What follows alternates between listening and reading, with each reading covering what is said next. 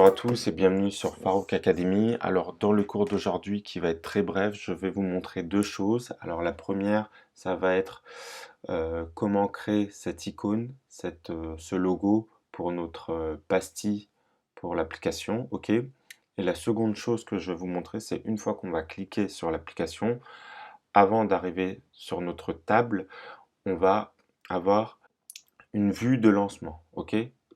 Regardez, voilà. Donc c'est bref, mais c'est important.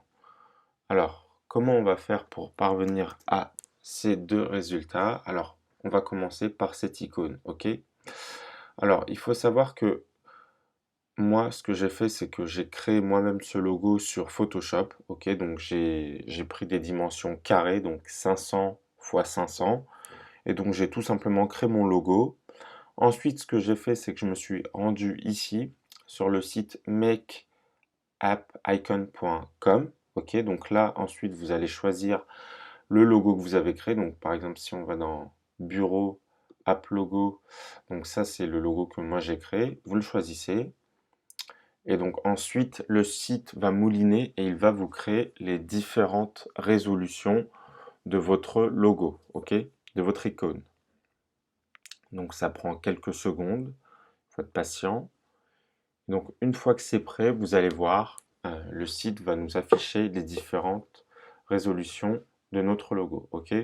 Donc, vous avez en plus le choix d'avoir ce logo pour l'iWatch. Comme nous, ça ne nous sert pas pour le cours, vous le décochez. Et bien évidemment, pour récupérer ces logos, vous allez informer, vous allez renseigner votre adresse email et ensuite vous faites enregistrer. Et vous recevez instantanément un email avec les logos. Ok, donc moi j'ai déjà fait cette étape. Donc on arrive ensuite ici à, je crois que c'est ça, Cafégramme Logo. Donc vous avez différents dossiers. Donc ça c'est les logos pour si vous programmez sous Android, ça c'est pour e-Messenger. Nous ce qui nous intéresse c'est iOS. Donc vous allez ici, vous allez ouvrir ce fichier-là et voilà tous nos logos avec les différentes résolutions. Donc ce que vous allez faire ensuite c'est on se dirige dans le dossier assets.xcassets comme d'habitude, ok. Ensuite, on va chercher AppIcon qui est ici. Et maintenant, ce que je vais faire, c'est que je vais sélectionner tous ces icônes. Je désélectionne ce fichier-là. Et ensuite, j'ai juste à faire glisser, comme ceci. Ok, donc là, je peux fermer ce dossier, ce fichier. Et ensuite, vous voyez que en fonction de la taille, les logos se sont placés automatiquement. Ok, donc ça c'est fait. Par contre, on a des logos en plus, il me semble, ou que nous allons supprimer. Ok, normalement, ils devraient se placer ici. Alors, je ne sais pas pourquoi ils ne se sont pas placés automatiquement. Donc moi, j'en ai pas besoin pour le cours, donc je les supprime. Ok, c'est ça. Ouais. Donc je les sélectionne, je les supprime. Ok. Ok, ok et ok. D'accord. Donc là, nous, ce qu'on va faire, c'est qu'on va lancer le simulateur une première fois. Et donc là, vous allez voir que l'application va se créer. Et normalement, cette fois-ci, on aura bien le logo pour l'application. Donc j'ai fait un logo très simple pour le tuto, bien évidemment. Si vous êtes créatif, c'est vous qui voyez ce que vous avez envie de représenter pour votre application. Ok? Donc là, moi, je vais faire commande Shift H pour retourner dans le menu, on va dire, principal du téléphone. Et là, vous voyez bien qu'on a notre logo. Donc ça, c'est une chose de faite. Ensuite, on va créer...